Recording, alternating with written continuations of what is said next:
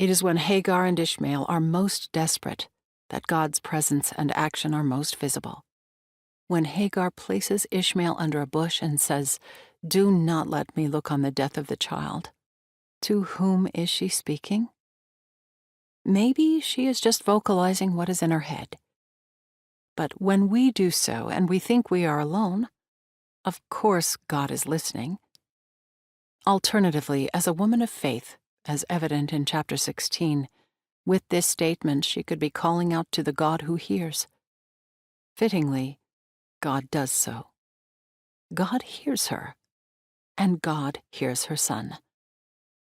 It seems that God had been directing their steps. What felt aimless to them was actually providence. They ran out of water just as they approached a well.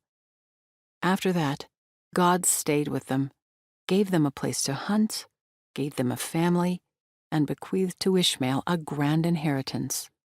It is important to note that Ishmael received his inheritance not through Abraham and the system of rape and slavery in which they were all caught, but directly from God.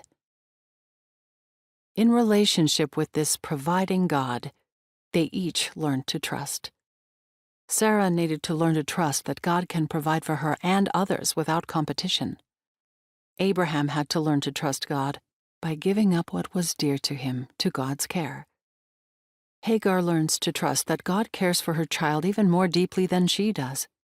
Ishmael learns to trust God that he was not a mistake, and that God would use even his hardships to make him a skilled and insightful man.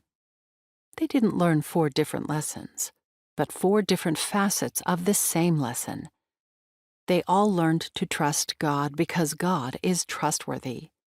God is intimately involved with this messy family, giving them freedom to make choices, but working those choices, even the bad ones, for their ultimate good. The question for worshipers who hear this story during ordinary time, unsurprisingly, is this: where do you need to trust God? Where do you need to give something up, to trust that what God has given you is enough, even if it seems like someone else has more? Where do you need to trust that God can love those you love even better than you can, that you need not be a savior to them, but direct them to the Savior? Where do you need to trust that you matter to God, and that God has a good plan for your life?